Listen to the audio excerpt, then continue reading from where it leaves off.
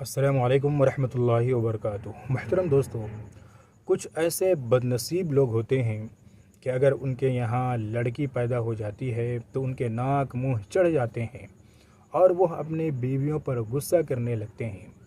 اگر اس کے بعد ایک اور بیٹی اگر اس کے یہاں پیدا ہو جائے تو پھر اپنی بیوی کو برا بھلا کہنے لگتے ہیں اور سسرال کی طرف سے ہر طرح کے طعنہ بیوی کو سہنا پڑتا ہے۔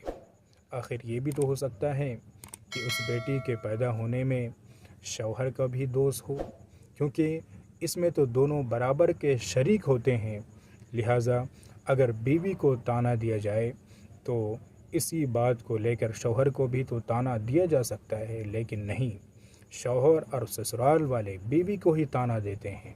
حالانکہ قرآن کریم کی تعلیمات کے مطابق اللہ رب العزت کا یہ قانون ہے کہ اللہ جسے چاہتا ہے لڑکا عطا کرتا ہے، جسے چاہتا ہے لڑکی عطا کرتا ہے، اور جسے چاہتا ہے لڑکا اور لڑکی دونوں دیتا ہے، اور جسے چاہتا ہے کچھ بھی نہیں دیتا، بانجھ بنا دیتا ہے۔ یہ اللہ رب العزت کی قدرت کا کرشمہ ہے، اس میں انسان کا کچھ بھی دخل نہیں ہے۔ اس لیے خاص طور سے وہ شوہر جو اپنے یہاں بیٹی پیدا ہونے پر بیوی کو بھلا بلا کہتے ہیں، ان کو طعنہ دیتے ہیں، ان کے ساتھ برا سلوک کرتے ہیں، ان کو چاہیے کہ اس سے باز آ جائیں۔ آپ کو اس کے متعلق ایک واقعہ سناتا ہوں۔ کتابوں میں لکھا ہے کہ ایک شخص کے ہاں بیٹیاں ہی پیدا ہوتی تھی، یہاں تک کہ ایک کے بعد ایک لگاتار 7 بیٹیاں ان کے یہاں پیدا ہو گئی۔ تو اس نے یہ قسم کھائی کہ اگر میرے یہاں 8ویں بار بیٹی پیدا ہوتی ہے تو میں اپنی بیوی کو طلاق دے دوں گا۔ چنانچہ جب اس کی بیٹی حاملہ ہوئی، پریگننٹ ہوئی اور ولادت کے قریب پہنچی تو وہ شخص ایک دن خواب میں دیکھتا ہے کہ قیامت برپا ہو چکی ہے، حساب و کتاب کا معاملہ ہو رہا ہے، اور میرے متعلق اللہ رب العزت کی طرف سے یہ حکم ہوا کہ اس کو جہنم میں پہنچا دیا جائے، کہ اس کے اعمال ایسے ہیں جو جہنم میں جانے کے لائق ہیں۔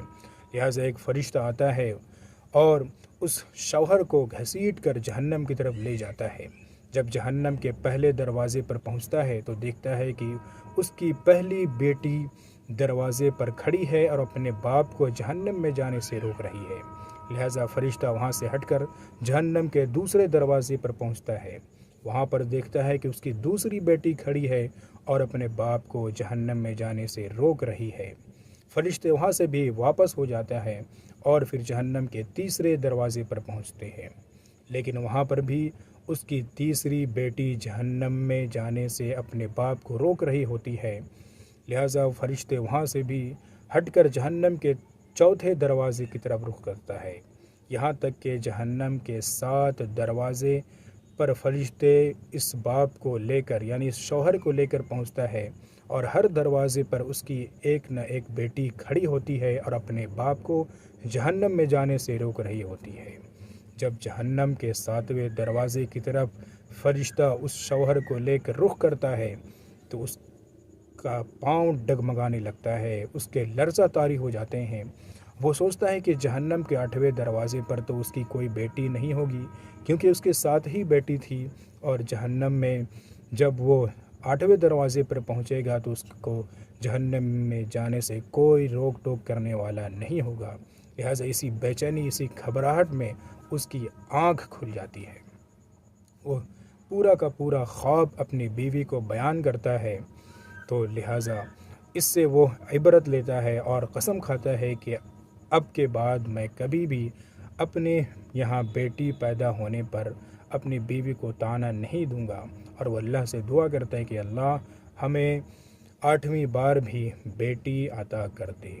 لہٰذا اس سے ان لوگوں کے لیے سبق ہے جو بیٹی کے پیدا ہونے پر مایوس ہو جاتے ہیں اور ناک منہ چڑھا لیتے ہیں۔ حالانکہ بیٹیاں کا پیدا ہونا بھی اللہ رب العزت کی طرف سے رحمت ہے۔ جس کے گھر میں بیٹی پیدا ہوتی ہے اس کے یہاں سمجھو کہ اللہ کی رحمت برس رہی ہوتی ہے۔ اس لیے صرف بیٹوں پر خوش نہ ہو بلکہ بیٹیوں کے پیدا ہونے پر بھی خوش ہو، اللہ کا شکر ادا کریں۔ امید ہے کہ آپ حضرات کو یہ باتیں پسند آئی ہوگی۔ اس پیغام کو دوسروں تک بھی ضرور شیئر کریں۔ جزاک اللہ خیرا۔